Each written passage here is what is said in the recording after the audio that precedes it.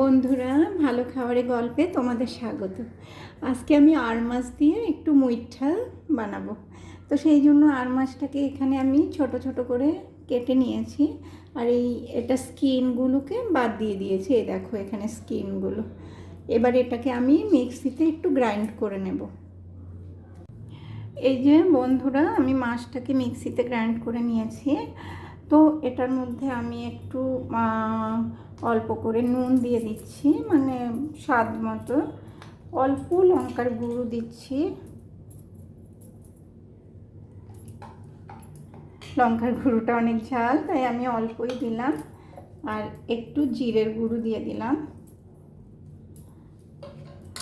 আর আমি যে সোনালি চিকেনটা বানিয়েছিলাম, ওখানে আমার মনে হয়েছিল বাইন্ডিংয়ের জন্য একটা ডিম দেওয়া দরকার।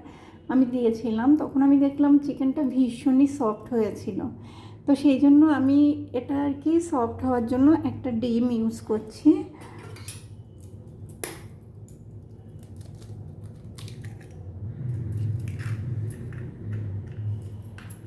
আর অল্প করে একটুখানি কর্নফ্লাওয়ার দিয়ে দিচ্ছি, দিয়ে ভালো করে মেখে এটাকে একটু সাদা তেল দেব।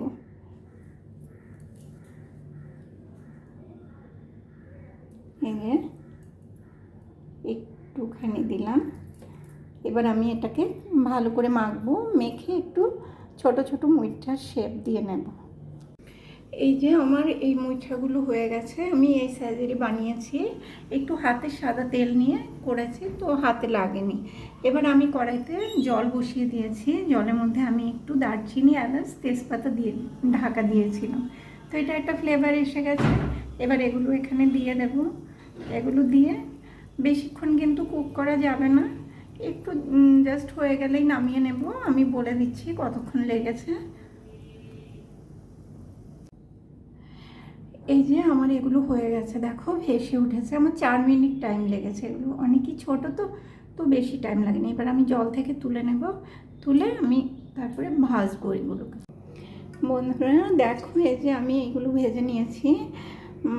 একটু হালকা গোল্ডেন করে, বেশি ভাজা যাবে না, বেশি ভাজলে এগুলো মানে শক্ত হয়ে যাবে। দেখো ভীষণই নরম, ধরলেই ভেঙে যাচ্ছে। আর এখানে একটু আলু দেবো বলে আলুটা ভেজে নিয়েছি। এখানে একটু টক দই আছে, এখানে এলাচ, দারচিনি, কাঁচা লঙ্কা, আর এখানে আমি আদা, জিরে, লঙ্কার গুঁড়ো, নুন, হলুদ সব গুলে নিয়েছি। এই যে আমি কড়াইতে সর্ষের তেল দিয়ে দিয়েছি, একটু এলাচ, দারচিনি দিয়েছি। এবার এই মশলাটা আমি এখানে দিয়ে দেব। এই যে আমার মশলাটা কষে গেছে, এবার আমি এই যে দইটা দিয়ে দিচ্ছি। দইটা একটু কষে গেলে আলুটা আর মুইঠাটা এখানে দিয়ে দেব। এই যে আমার দইটা কষে গেছে, এবার আমি এই মুইঠাগুলো দিয়ে দিচ্ছি, আলুটাও দিয়ে দিচ্ছি। দিয়ে অল্প করে একটু জল দিয়ে এটাকে আমি কষতে দেব। এই যে আমার এটা কষে গেছে, এবার আমি অল্প করে একটু ঝোল দিয়ে দেব, বাস। তারপর এটা ফুটে উঠলে একটু চিনি দেব ব্যালেন্স করার জন্য। আর ফুটে উঠলে একটু গরম মশলা আর ঘি দিয়ে নামিয়ে নেব।